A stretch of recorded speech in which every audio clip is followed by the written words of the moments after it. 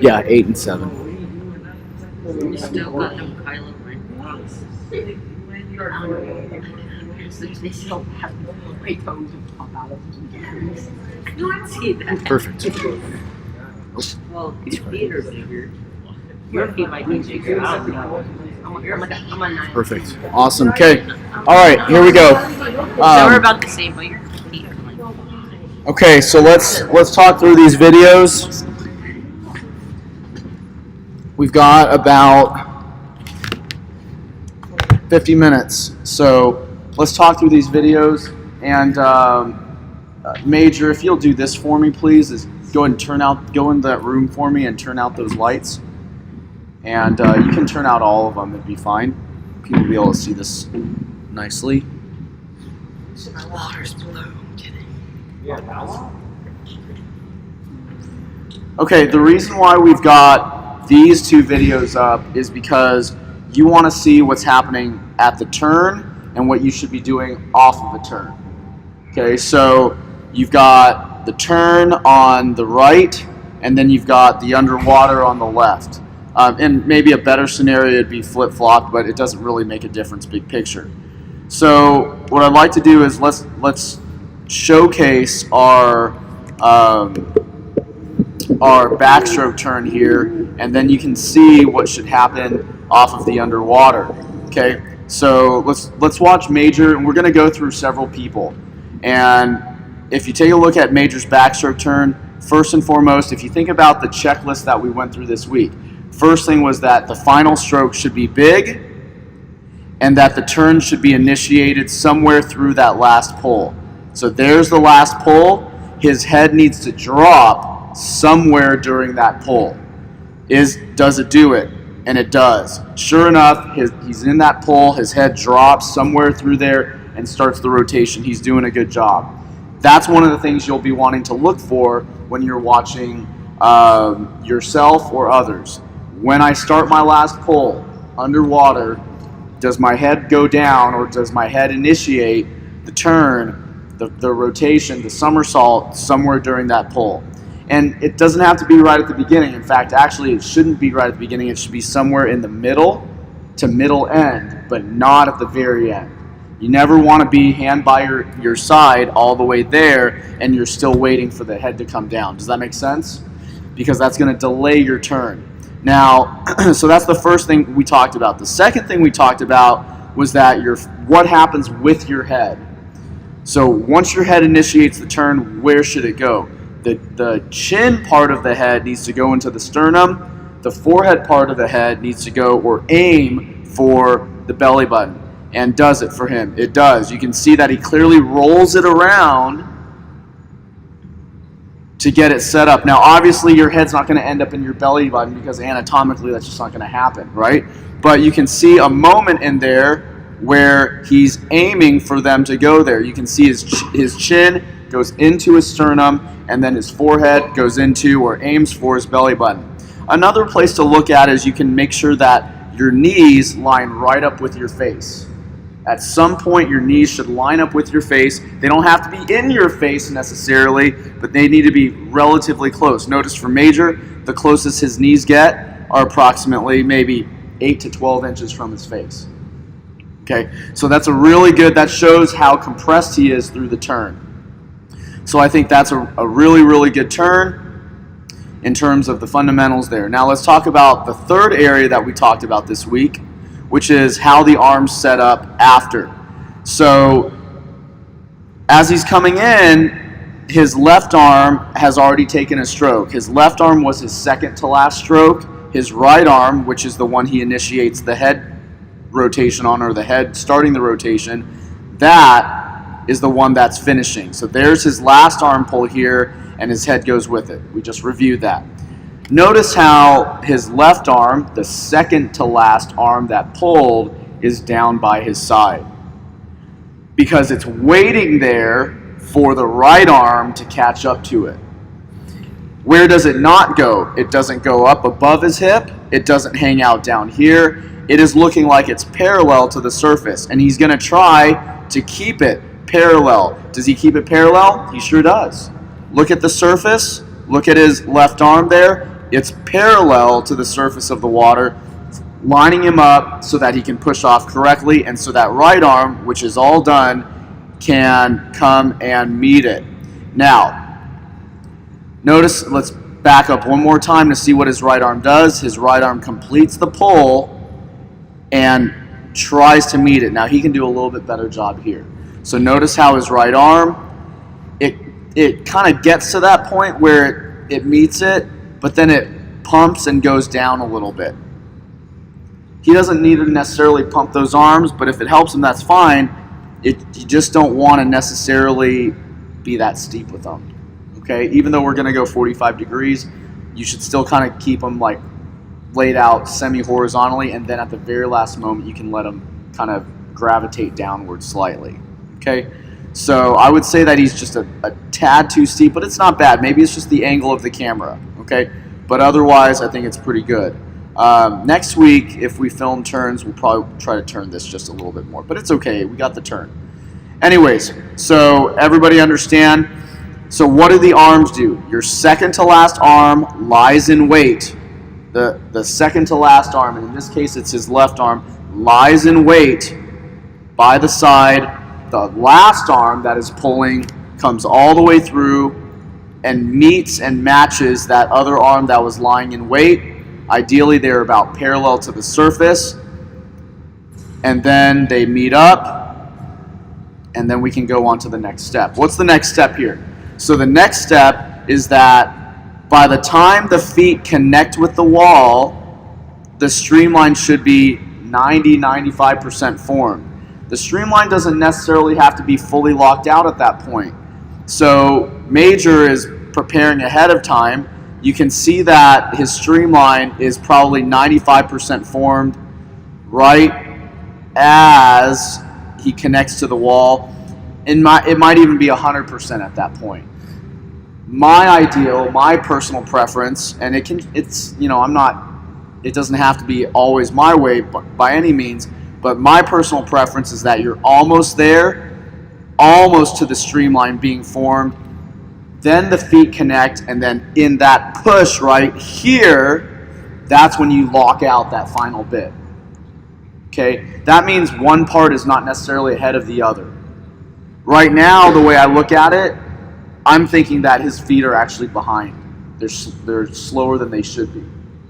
So your timing should be that the feet land as your streamline is getting formed to 95%, and then the push, that push right there finishes off the streamline. That's the ideal for me personally. Okay, that's what I like to see. Okay, why is that? That means that there are two things going on at the same time. They're lined up nicely, and then the final piece that connects the two is that push. Okay, so in my opinion here, Major is a little bit ahead of schedule with his streamline, or a little bit behind with his legs. Does that make sense? Okay.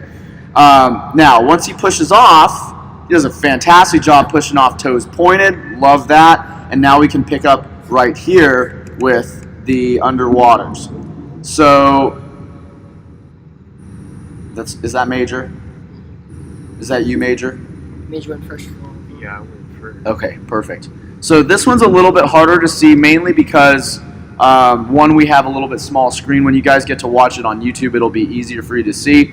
But two, because you guys are 4 lanes out so that we can see that. Now, notice how what's happening here is on the right side, on this right side, he has just pushed off the wall. If we were watching a turn in action, he would have just pushed off the wall, and we're starting this.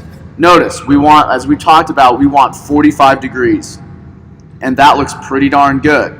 For example, how do we know that it's 45?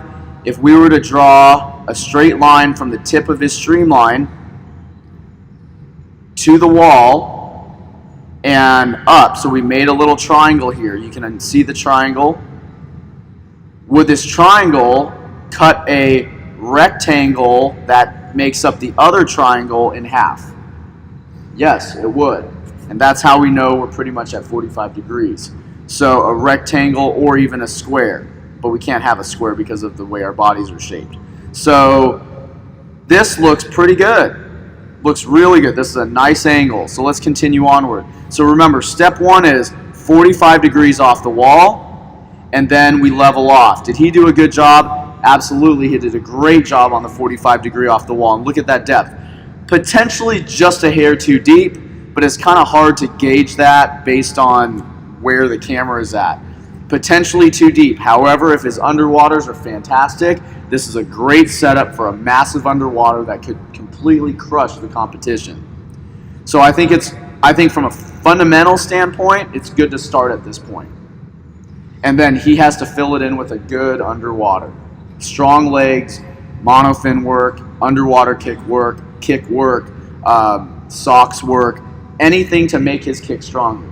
Core work, dry land stuff, streamline work, flexibility, all those things are going to help him. Now, once he gets there, does he spend about 3 seconds at the level that he's set at? Yeah, look at that. He does a great job. So you notice, what did he do? He came off the wall 45 degrees, which is what we are right here. We're starting that. You can't do it here because the pool is 3.5 feet deep. But on this one, 45 degrees, then he levels off. We're not going to talk about the actual kick. Forget the kick. That's a completely different lesson. We're talking about the fundamentals of what happens on the turn specifically. That's in detail. And then the framework of the underwater.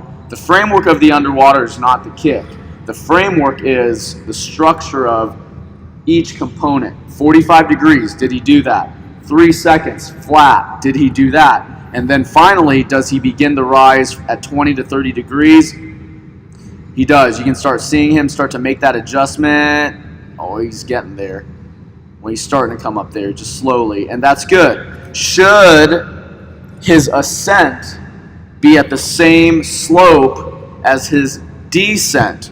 So should the ascent coming up from his bottom be the same slope as his descent?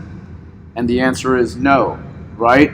You're going 45 degrees down, then you're going, because the 45, the reason it's so steep is, again, we're trying to avoid the wave of water that's coming in. Because he's just completed swimming a full 25, and at a race, he's going max speed, which means it's the biggest possible wave he can create. That wave is moving in. By coming off the wall at 45 degrees, he has a better chance of avoiding that wave of water that he just created. Then he stabilizes off because there is an optimal amount of distance underwater he should be. He doesn't want to go down to the very bottom of the pool because it's going to take him forever to get back up.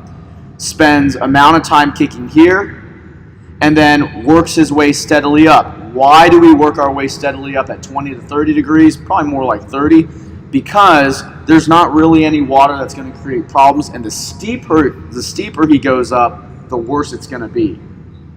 He's not going to get the most out of his kick, and he's not going to elongate his underwater out to 15 yards, which is the optimal for everybody once their kick gets good.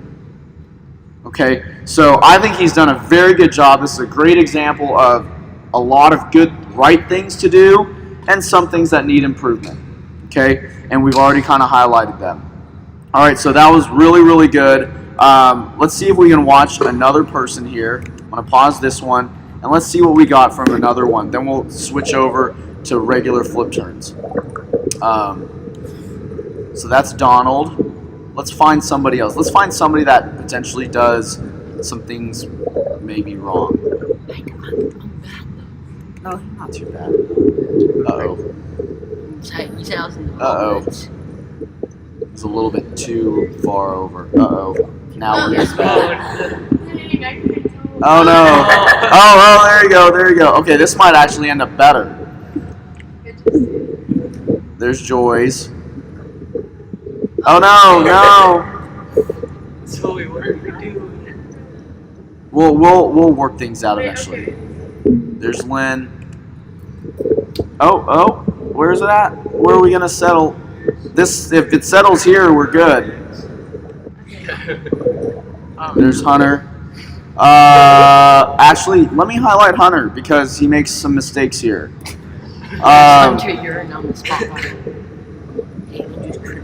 Okay, so let's go highlight Hunter, and let me come over here because there's going to be some criticism on his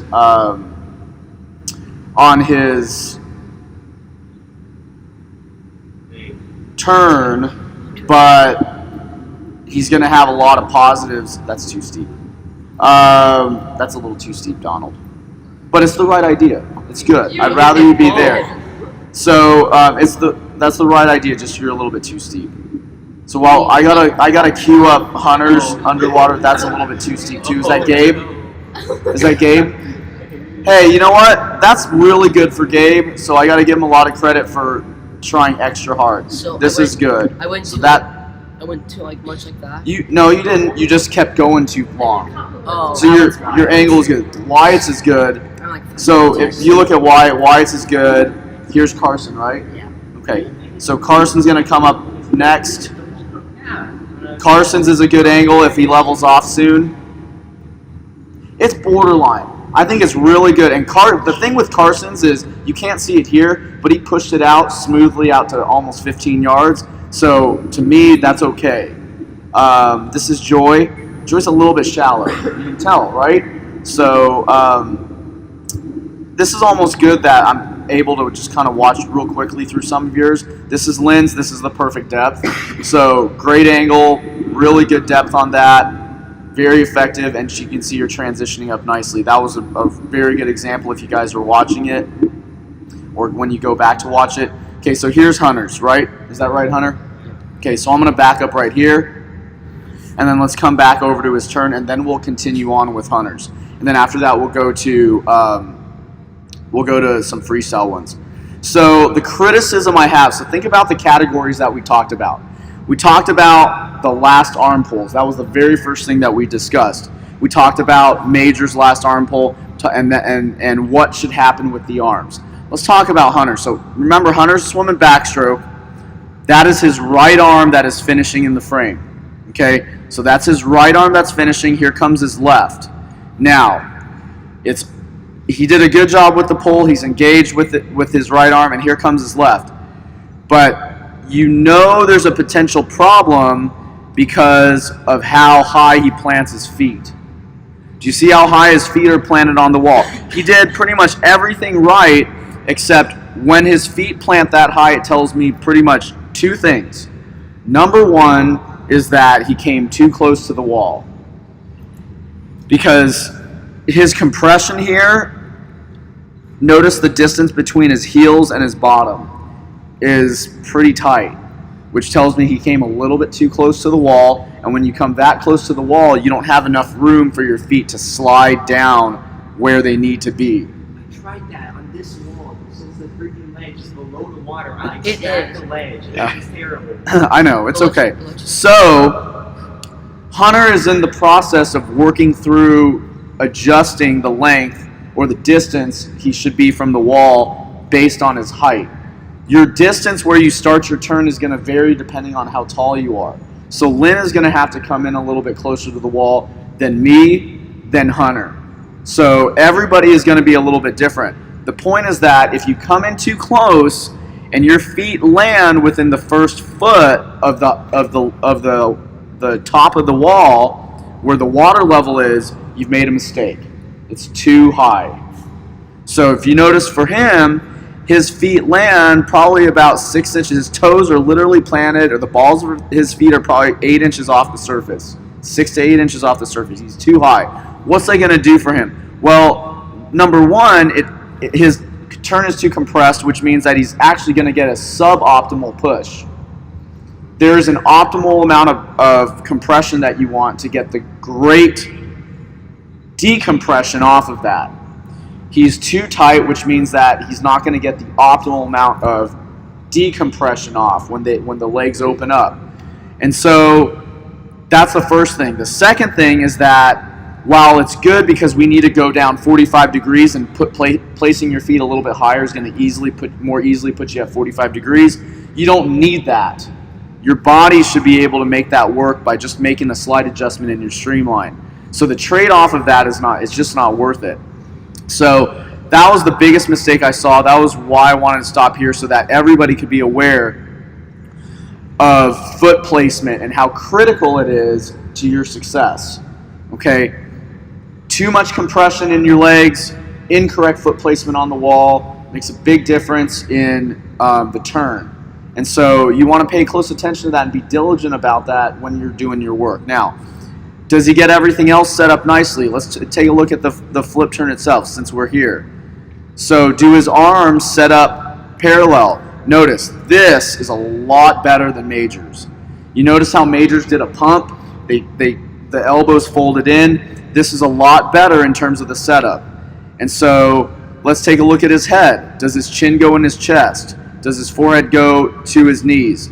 I personally think that he could maybe do just a tad bit better job of putting the chin into the chest. Notice how he lays the head out just a little bit too much. It opens up too much at his neck. I think he could do a little bit better job there. The other thing that I think is an indicator that he's too compressed, take a look at what happens with his knees and his face. Do you notice how because his knees, he knows that he's too tight into that wall, what happens? He has to rush his knees past his face and look at how close they are to his body. His knees are up in his chest, which is not optimal for how tall he is. Does that make sense? So, and I've talked with him about it. He's having to tuck way too tight. He's almost 6 feet tall. There's no need for that. Okay? So, and you can see he does a little hurry up in his legs. Watch the hurry up right here. He does a little hurry up through there because he knows he messed up that turn. And he's trying to get his feet to finish quickly so that he can get those feet into that wall so he doesn't slam into them or slam into the wall. So those are the things you don't want to see out of a turn. You want to see it controlled like Major had. And so other than that, I think it was good. Great head position, good streamline, very nice toe point, and let's take a look at the underwater. So as you look at the underwater, he comes off. Hunter's probably got one of the best underwaters. Hunter, Lynn, two really good underwater people. And so look, does he hit the 45 degrees? He does, very good. There's the 45 right there. He comes down, points the toes, waits till his body levels off just a little bit, uses one good dolphin kick to set the line. Notice that one good dolphin kick that he did just now. He's not kicking up here. He's pushing off right here, letting the momentum off the wall, the power off the wall, point him and set his line down to the bottom of the pool. Then he does one really good dolphin kick to anchor in the water, which levels off his body. Then he's going to spend 3 seconds right here at the same level. Great streamline, great flexibility, great range of motion through his kick. Not that we're talking about the kick too much today, just a tad bit more, but it's okay. And you hit the bottom on that one, didn't you? That's okay. But he was, had he run that, he would have gone to 15 yards. But you guys get the idea, okay? Overall, very, very good turn.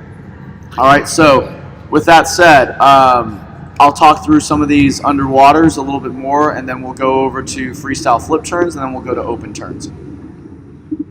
Okay, so there's Matt. I think, Matt, you did a good job. I don't know if that's what you've been practicing, but you did a good job going 45 degrees off the wall, going deeper.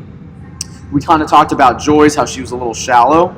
That was good. You went a little deeper. You have some work to do in your dolphin kick, but you're doing a very good job in your streamline. This is good. You're moving in the right direction. And then smoothly moving up to the surface. That was nice. And so are we back to Major here? Okay, so we're back to Major. Good streamline, good underwater. I'm going to try to probably pick somebody else and analyze this is streamlined dolphin kick on your stomach. So there's Zoe's, great range of motion. Maybe a tad shallow on that, but not bad. It looked okay. So remove that. That was good. So Donald, I like that depth a lot better. The one before that, you were a little bit too deep. Maybe it's just awareness when you're on your back.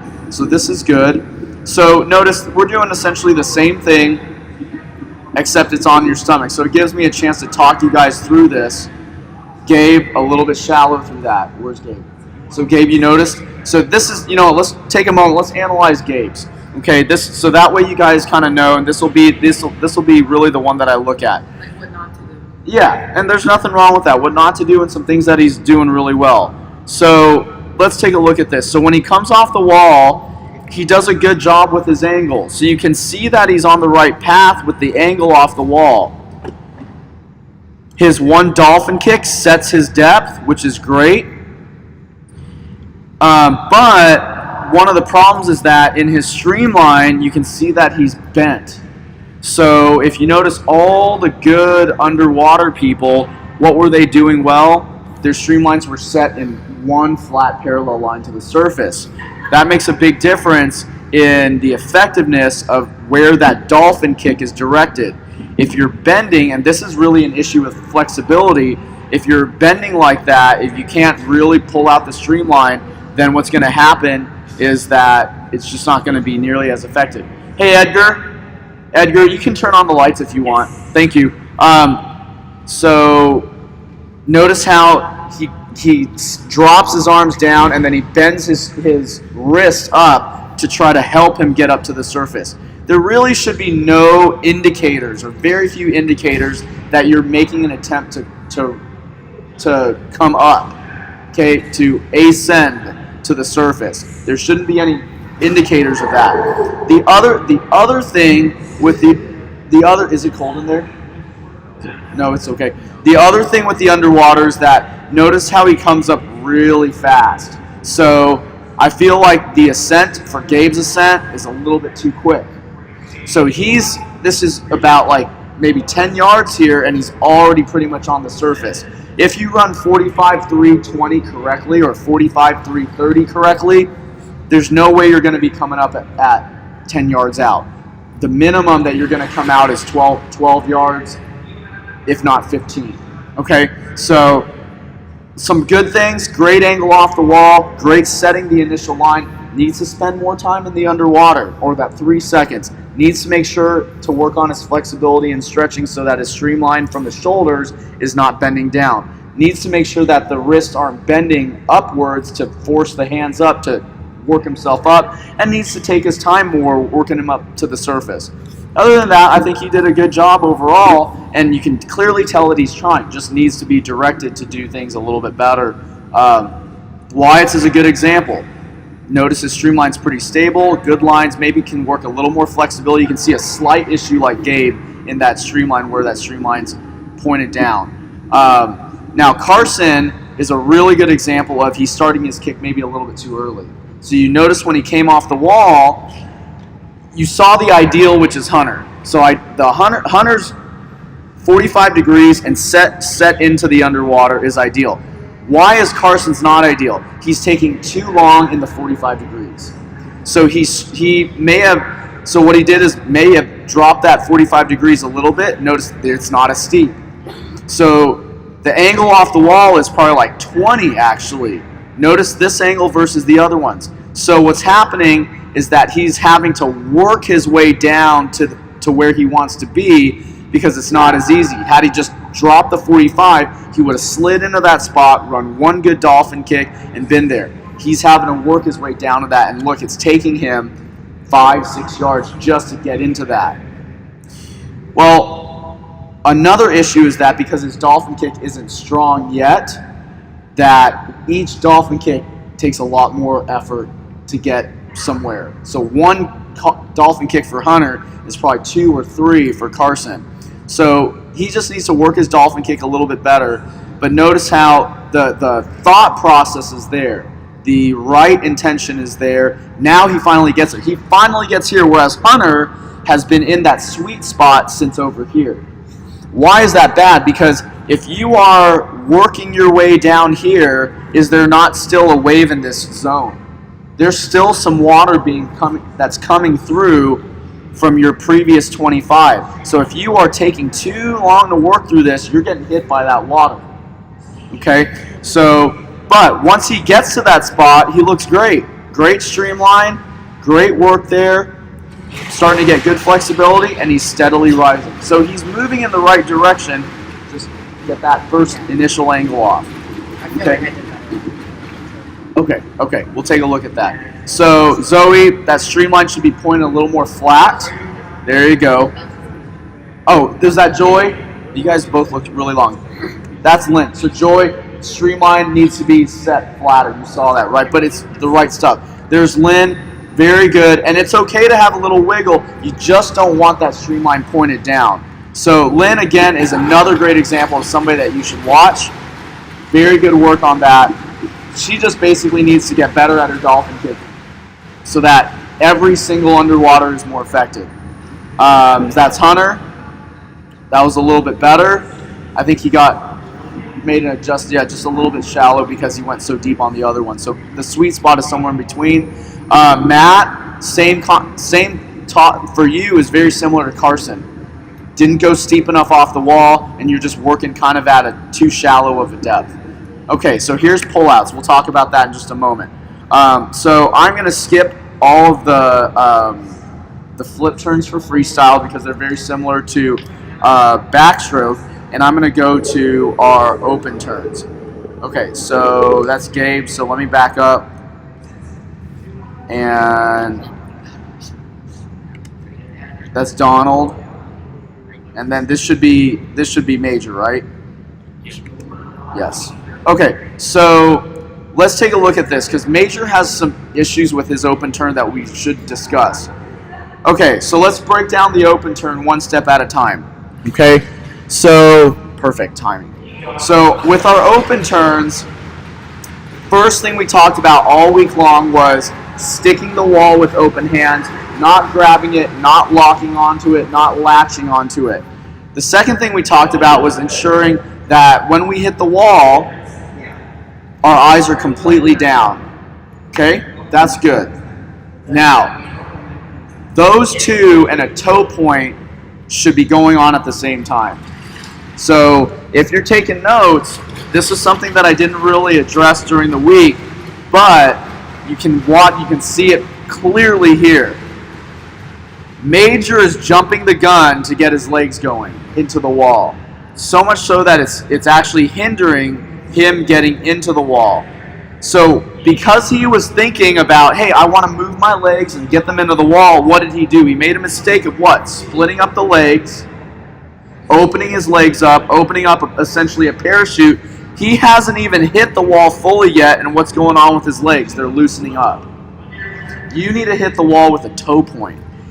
You notice that in his first video of his flip turn, the way he came off the wall, how pointed in his toes he was. Something like that. Notice how pointed in his toes he is. When you hit that wall dead on, your toes have got to be pointed. You don't want to be jumping the gun and blending the legs turning, the hips turning, and moving into the wall with that.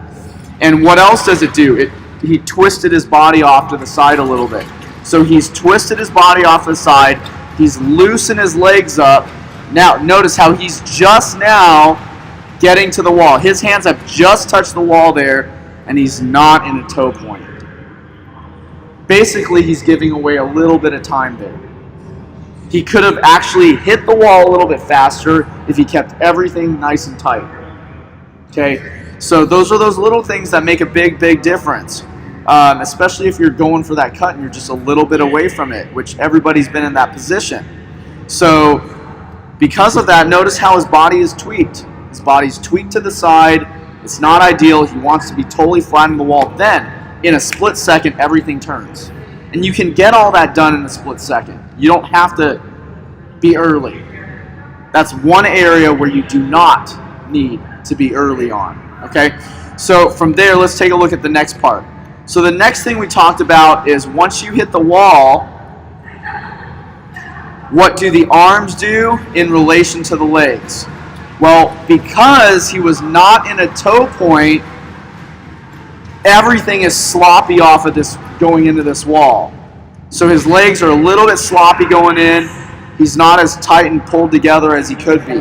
Had he pointed the toes, that lower body package would have come in a little bit better. Now, let's talk about the arms. What we said was one arm should remain on the wall while the other one pulls away. He's doing a good job of that. The other one, when it pulls away, the legs should be swinging in where the knees are turned off to the side and sliding in so that the feet can connect to the wall on the side so that he can come off. And I think overall he did a good job of that. I'm going to give you some criticisms in a moment, but it's not at that stage yet. Another thing we talked about was making sure the feet overlap so that they kind of don't hit as much resistance. And I think he did a decent job of that. He can probably do a little bit better, as you can clearly see right here, of overlapping those feet more, particularly his left foot. His left foot needs to tuck in just a little bit more. His right foot's really tucked in. His left foot is not much at all. So left foot needs to get tucked in. And then they open up again for his turn. Okay, let's talk about the areas that need improvement. And this is a very, very important point when it comes to timing. So you will notice, focus on his right arm right now, which is the one that stays on the wall. The right arm that stays on the wall pulls off way too soon. So much so that he is literally floating in the air with nothing on the wall, floating in the water with nothing in the wall on the wall to help him finish off that motion. He needs to leave the hand on the wall a little bit longer. I'm going to pull up Zoe's turn in a bit. She does probably the best job of the group, possibly Lynn, but I'll pull probably Zoe's turn. Notice. So you can see how he kind of loses that arm that's on the wall, sort of helps you get in. And when it helps the legs get in and finish the swing. When he pulls it off too soon, his body just kind of doesn't easily finish the motion. So he needs to leave that arm connected to the wall until, let's figure out when he should release. He should leave it until the legs pass under the body. And right now he's releasing when the legs haven't even gotten there yet. Look at where his feet are. His feet are back here. His feet are over behind his left shoulder. Look at his left shoulder. Straight line down. His feet are behind the left shoulder. And his hand has already left the wall. Look at, actually, I was a little bit too late on that. His hand leaves the wall right now. His hand's gone from the wall. There's his left shoulder. And that's where his feet are. So he is way too soon coming off of that wall with that right hand. That hand needs to stay on there longer to give him a stable base to swing those left feet in.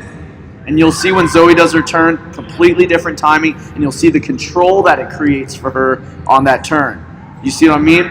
His hand should stay on that wall until about at least there. Notice, there's the left shoulder. There's the feet. Straight line down. That hand on that wall would help stabilize everything. You're fine, it's all good. And then when the feet swing in, then it will naturally pull away from the wall and he'll be fine. Does that make sense? Okay. Other than that, afterwards, I mean, he's actually just making himself work harder. So he's having to tighten his core more. He's having to use his left arm, which is hanging out right here waiting for the right arm. He's having to use his left arm to stabilize things for himself. He's having to do so much more work when just leaving that arm there a little bit longer doesn't hurt anything. It's going to help his legs come in smoother, and he can just quickly drop that right arm even faster off of that wall and meet and then push off in that toe point. Does that make sense, everybody? Okay, so that's an area that he needs to improve in. I'm going to talk about the pullouts completely separately from this.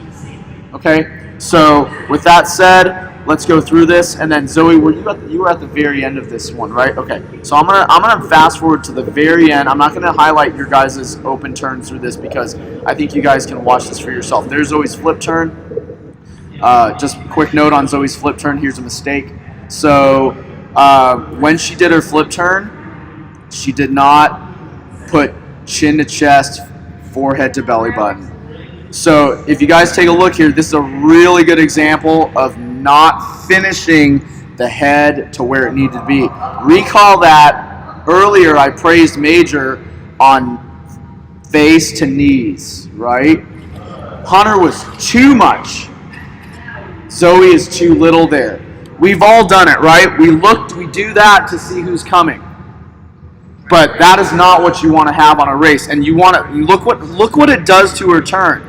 What it does to her turn is it does something very similar to Hunter, where she has to hurry up the legs. There's the hurry up of the legs, right through there. And you notice it just does not look as put together. It's all peeled apart. And as a result, look at herself sink. Because her head went to the bottom of the pool, where's everything else going to go?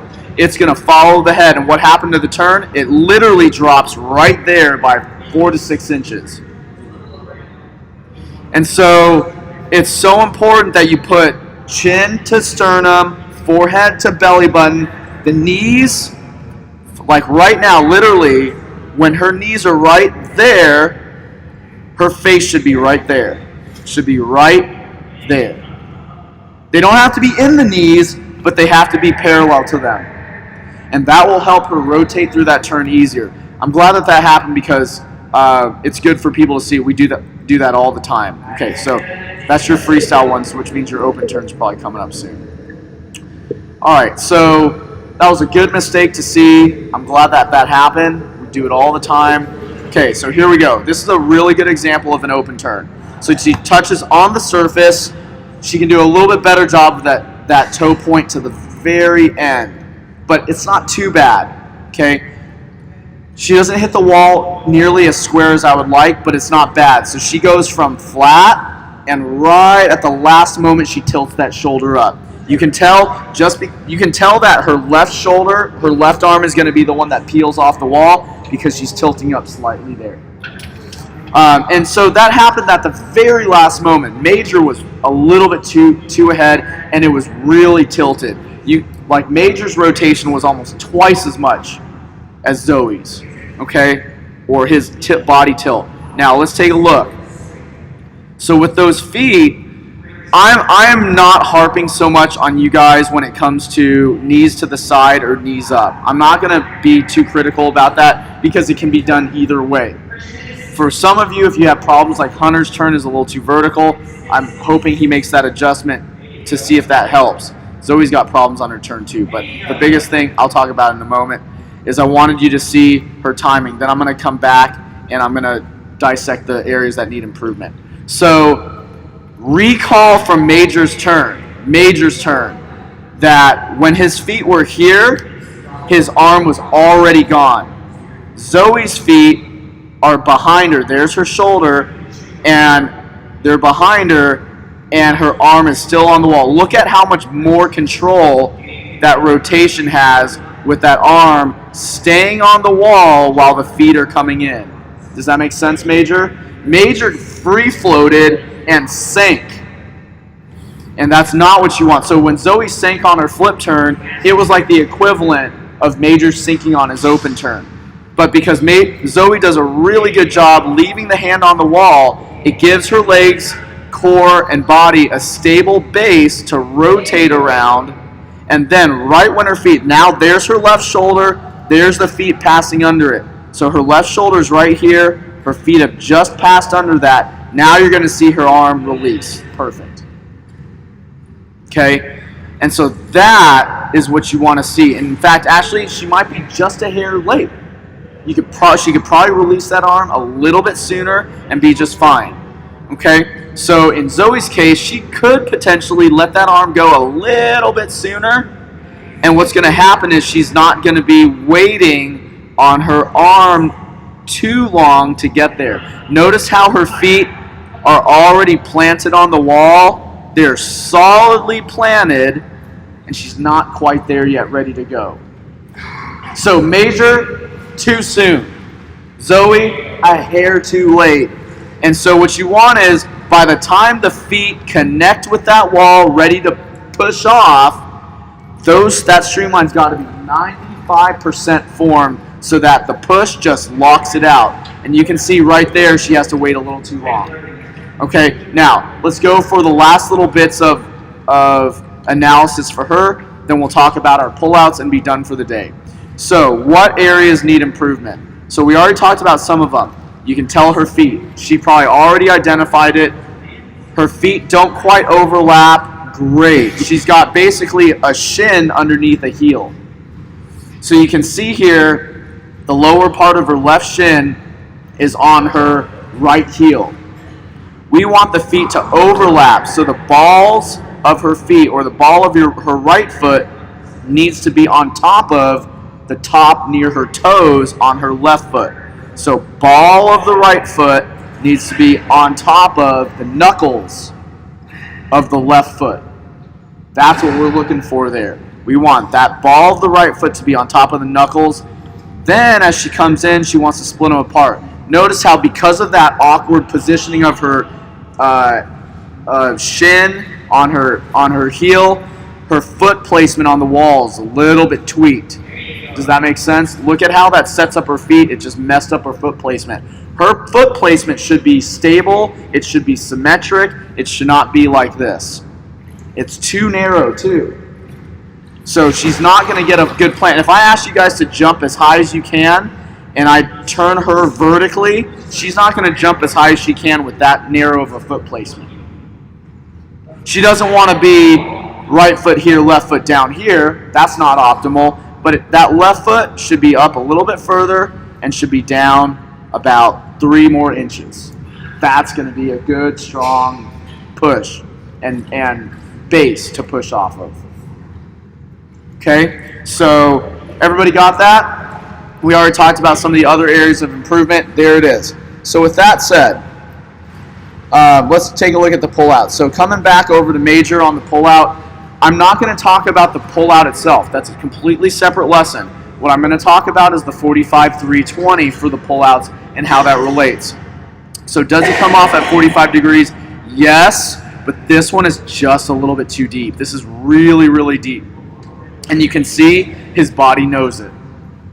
Whether it's intentional or not, his body knows that this is off, and as a result, look at all the harsh bends in that body. Way too harsh. He has to pull that dolphin kick really hard. In fact, actually, he probably would have gotten DQ'd at that point because you have to be like totally flat, but I don't think so. Maybe he would have got away with it.